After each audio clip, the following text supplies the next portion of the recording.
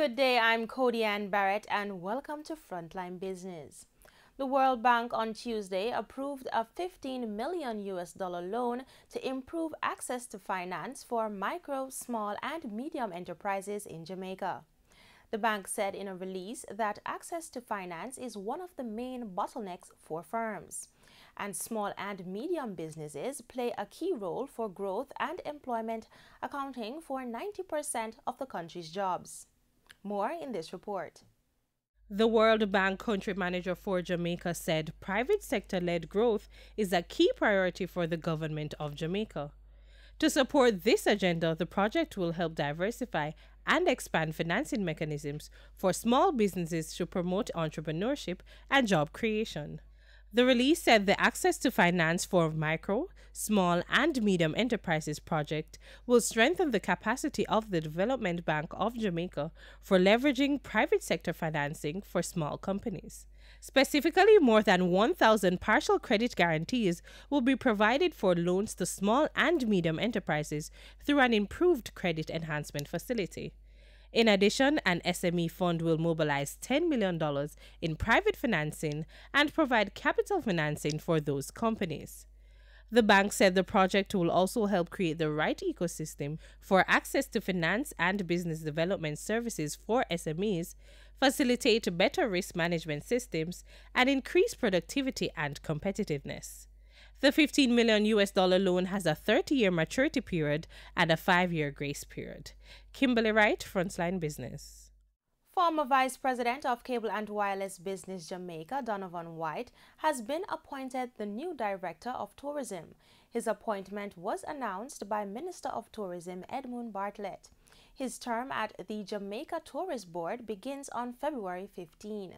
White has also served as General Manager of Caledonia Outdoor Advertising Limited, Marketing Director at Digicel for Jamaica, Guyana, and the Northern Organization of Eastern Caribbean States.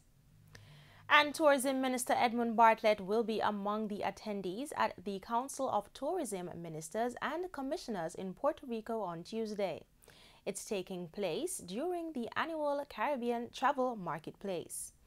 During the meeting, the minister will participate in discussions on issues regarding the future of the Caribbean tourism sector, such as the development of the Caribbean Tourism Organization's 2018-2022 strategic plan, as well as a proposal regarding a tourism marketing initiative. It will be presented to CARICOM heads next month. Concern is being expressed that the rising number of murders will tarnish Jamaica's image as a place to do business. With more than 130 cases of homicide reported since the start of the year, the Jamaica Chamber of Commerce is worried that investors might become reluctant to set up shop in the island. It will affect our image significantly and the confidence of our investors and our business people, and not only overseas people. Jamaicans as a whole, we got to get this crime monster under control, and it cannot just keep rising and rising. A call is being made for the government to increase its focus on exports as part of efforts to achieve sustainable economic growth. Immediate past president of the Jamaica Exporters Association, Dr. Andre Gordon, said that exports declined from $2 billion in 2008 to just over $1 billion in 2016. Dr. Gordon said this was due to several factors.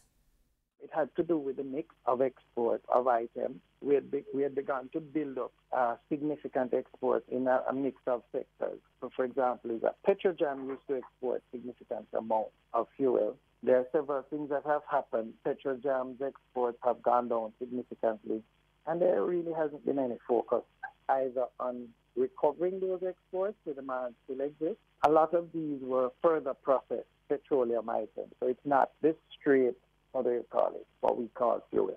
The point is that there was ethanol, there are a whole range of other exports from other categories. Of all of those, only food and agribusiness exports have continued to grow. He added that exports recovered during 2017, ending the year at $1.2 billion. Dr. Gordon noted that successive governments have failed to finance the national export strategy. And the All Island Banana Growers Association is reporting an increase in the demand for the fruit. General Manager of the association, Donald Elvey, is expecting the trend to continue. The Trinidadian market is actually asking for at least about 5 containers of banana a week from Jamaica, which from our calculation, this would warrant another 500 acres of banana being planted. There are a number of improvements in the industry, a number of initiatives being taken. For example, we are now building a banana chips and value-added factory, and that again will put demand on our local farmers to supply the bananas to the factory. So in all, the banana industry is really moving in the right direction.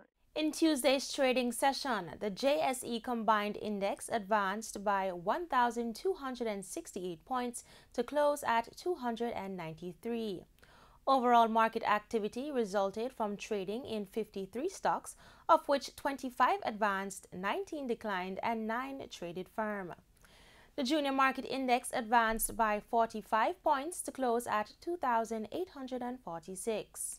Among the winners were 138 Student Living, CAC 2000, Caribbean Cement, Express Catering, and Phosphorus Company.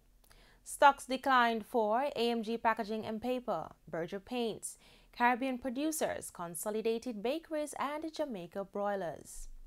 Stocks traded firm for 1834 Investments, Barita Investments, Cable and Wireless, Caribbean Cream, and Cabreras. Lasco Distributor was the volume leader with over 6 million units, followed by Wasinco Group with over 1 million units and GWest Corporation also with over 1 million units. On the foreign exchange market, the US dollar is being sold for an average $125.19. It's costing $101.54 for the Canadian dollar, while the pound sterling is being sold for $175.33 and the euro for $155.04. News in oil. Oil prices fell for a second day on Tuesday, driven by ongoing evidence of rising U.S. crude output, while wary investors sold off stocks, bonds, and commodities. U.S. West Texas Intermediate futures ended Tuesday's trade down $1.06 or 1.6% at $64.50 a barrel. Brent crude futures fell 45 cents to settle at $69.01 a barrel. And that's it for Frontline Business. I'm Cody Ann Barrett. Regional stories are next after the break.